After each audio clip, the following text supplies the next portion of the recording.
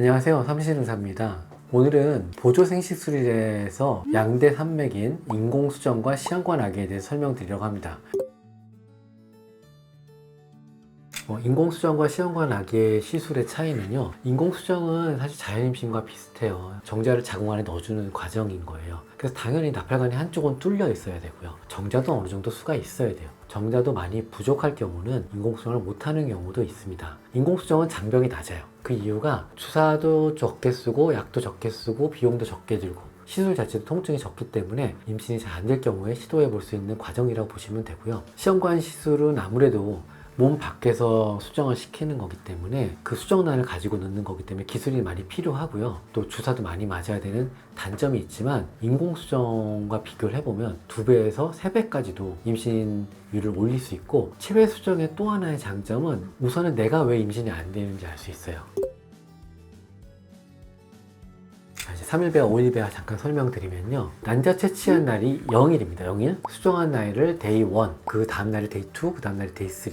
난자 채취하고 3일이 지나야 3일배아가 만들어지는 거고요. 그로부터 이틀이 더 지나야 5일배아가 만들어져요. 그럼 왜 사람들은 3일배아와 5일배아 얘기를 많이 하냐면, 그게 발달의 단계예요. 우리가 등산을 하다 보면 어떤 친구는 산 정상까지도 올라가지만 어떤 친구는 산 중턱까지밖에 못 올라가요. 안 되는 경우도 있죠. 그런 경우에 생기는 게 그 발달 단계인데요. 그 발달 단계에 따라서 3일배아 수정을 하느냐 5일배아 이식을 하느냐인데, 당연히 난자수가 많이 나오고 수정란이 많이 확보되면 5일배아가 좀 더 유리할 수 있겠어요. 왜냐하면 체외 환경에서도 수정이 잘 되는 경우니까. 근데 요즘같이 난자가 많이 안 나오고 산모분의 나이가 고령인 경우에는 5일까지 못 갈 경우가 더 많아요. 이럴 때는 의외로 엄마 자궁에 빨리 넣어주면요, 임신이 잘 되는 경우가 있어요.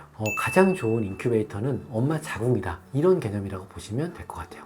3일배아는요, 처음에 수정되면 세포가 둘로 나눠지잖아요. 그래서 6에서 8세포기 분열을 해서 나타나는 거고요. 5일배아는 그로부터 2일이 지나서 70에서 200분할까지 되는 거예요. 그렇기 때문에 당연히 5일배아가 좀 더 좋은 편이고요. 생존율로 따지면 채취된 난자에서 30% 정도밖에 안 되죠. 그렇게 보시기 때문에 실제로는 5일배아가 좀 더 좋은 등급이긴 하지만, 난자수가 적다거나 5일까지 못 갈 것 같은 경우에는 3일배아 이식을 해서 임신이 잘 되는 경우도 많이 있습니다. 잠깐 또 하나 팁을 설명드리면요, 예전에는 타임랩스라는 실시간 배아 관찰경이 없었어요. 그러다 보니까 연구실에서 인큐베이터를 한번 열 때마다 외부 공기가 들어가니까 그걸 그때그때 보면서 판단하기가 되게 어려웠죠. 그래서 그때는 3일배아, 5일배아에 대한 논문도 많이 나오고, 또 5일까지 가려면 3일째 잘 가는지 확인해야 되니까 또다시 한번 이렇게 영향을 받을 수가 있죠. 그런데 요즘에는 실시간 배아 관찰경이라서 한번 딱 닫아놓으면 그 환경에서 계속 자라게 하는 기술이 생겼어요. 제가 볼 때는 3일배아도 발달 상태만 좋다면 굳이 5일배아를 고집해야 되거나 그럴 필요는 없다고 봅니다.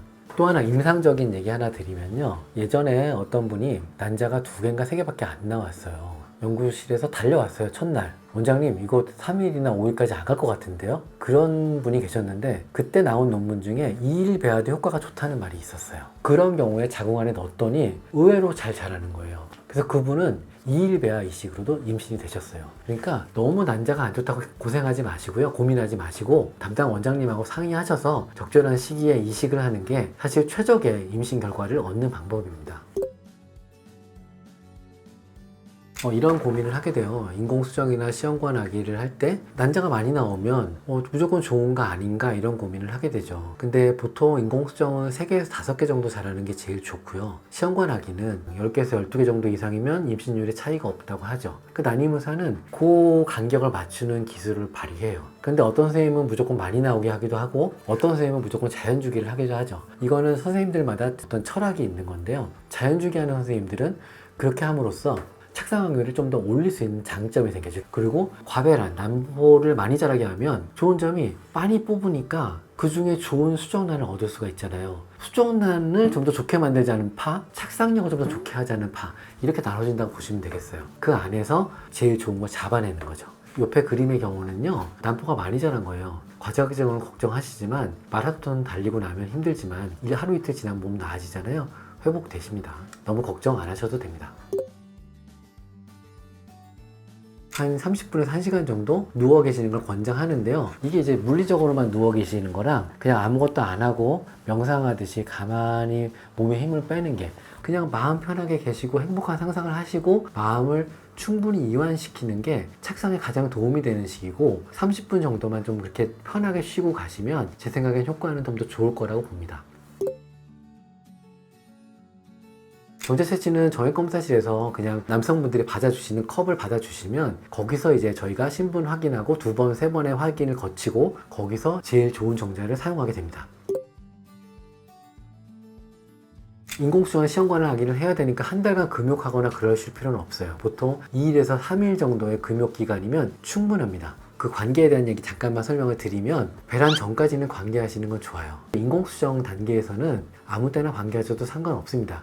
다만 시험관하기는 주사를 많이 쓰고 어렵게 난자를 채취하고 했기 때문에 예민한 상황이기 때문에 웬만하면 무리하게 관계하시는 건 별로 권장하지 않습니다. 그리고 두 번째로 임신 중에 관계에 대해 물어보시는 분들 계시는데요. 임신이 되셨을 경우에는 보통 한 14주 정도는 지지하시는 게 좀 더 좋습니다. 저한테 그걸 물어보신다면 이거는 난임 검사의 결과, 그 다음에 본인이 직장에서 받는 스트레스의 정도, 그리고 또 남편분과의 시간이 맞느냐 안 맞느냐 이런 걸 종합해서 결정을 해야 된다고 봐요. 보통은 병원 오시는 게 인공수정의 경우에는 한 4번에서 한 5번 정도, 시험관하기에는 한 4번에서 한 7번 정도 오십니다. 한 달을 통으로 빼셔야 되냐고 물어보시는 분들이 많은데 실제로는 그렇지 않고요. 생리 시작해서 한 18일 차까지 5번에서 7번 정도 병원 오시는 거라고 보시면 됩니다. 예전에는 건강기능식품에 대해서 부정적인 의견이 많았어요. 근데 요즘에는 이제 시험관하기가 1% 싸움이다 보니까 난임 전용 영양제를 먹는 게 의외로 도움이 되는 분들이 좀 생기기 시작했고 효과를 보시기 시작했죠. 그런 논문들도 좀 나오기도 했고요. 임신에 맞게 보충된 임신 영양제가 있고요. 시험관하기나 난임에 관계된 난임 영양제가 따로 있게 돼 있는 거예요. 그래서 그런 영양제들은 당연히 예를 들면 특정 비타민이 많으면 안 되거든요. 그런 것들을 다 피해서 조절해서 처방을 하는 거기 때문에 가능하시면 임신 전에는 난임 영양제를 드시는 걸 더 권장합니다.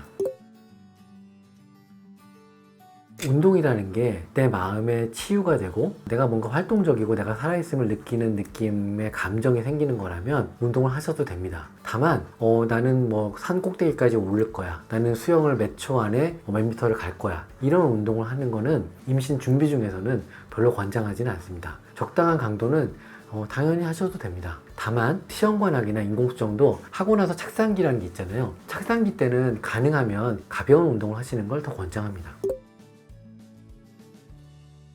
원래는 임신 전에 치과 치료는 기본이에요. 임신을 하면 산모가 아이를 보호하기 위해서 면역력을 떨어뜨리거든요. 임신을 했는데 치아가 아프면 굉장히 고생합니다. 그렇기 때문에 임신 전에 치과 치료는 기본이고요. 그다음에 혹시라도 이제 유방 자가 검진을 해서 유방 쪽에 문제 없는지 한번 확인하시는 거 필요하고요. 수면 내시계나 건강 검진은 예를 들어서 일주일 뒤에 시험관하기나 인공수정 예정이시다. 그러면 일주일 전까지는 하셔도 크게 문제 없습니다.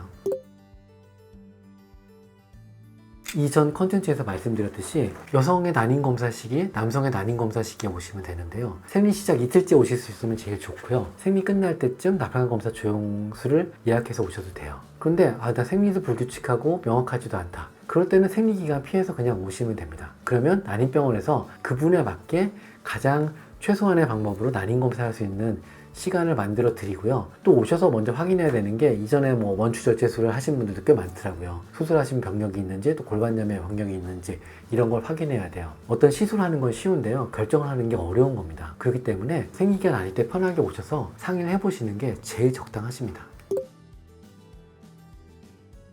제일 확실한 얘기는요. 그냥 결혼 3년차 이상이다. 아내분 나이 35세 이상이다. 아내분이 난소수술력이 있는 경우에 또 부부의 업무가 너무 바쁘신 경우에 또 자손이 귀해서 빨리 아이를 가지셔야 되는 분들, 이런 분들은 우선적으로 상담을 받아보시는 걸 더 권장합니다. 난임병원에서 일을 하다 보면 임신이 돼서 하루가 너무 기쁜 날도 있어요. 환자분들 놀라시도 정말요? 제가 됐어요? 이런 분이 있을 때 너무 반갑고 행복하기도 해요. 또 어떤 분들은 8주를 못 넘기고 유산이 되시는 분들 계세요. 또 어떤 분은 난자를 채취했는데 난자가 안 나와서 굉장히 낙담하고 가시는 분들 계시죠. 그런 날에는 저도 마음을 주체하기가 힘들어요. 어떤 분 볼 때는 기쁘다가 어떤 분 볼 때는 슬프다가. 그래서 그걸 어떻게 설명을 해볼까 한번 고민을 해봤어요. 그래서 이제 밤에 길을 걸어보니까 사진에 있는 산책로처럼 우리가 밝은 공간도 있고요. 어두운 공간도 있어요. 이런 어두운 공간에서 어둡다고 생각하실 수도 있지만 그냥 이 과정 자체를 편하게 받아들이시고 또 아이가 생기시고 나면요. 그 다음부터는 또 밝은 공간으로 얼마든지 갈 수 있어요. 그렇기 때문에 너무 주저하지 마시고 고민이 있으시면 뭐 댓글로 문의를 해주셔도 되고요. 또 가까운 난임병원에서 진료를 보시는 걸 권장합니다. 아무리 긴 터널도요. 항상 끝은 있기 마련입니다.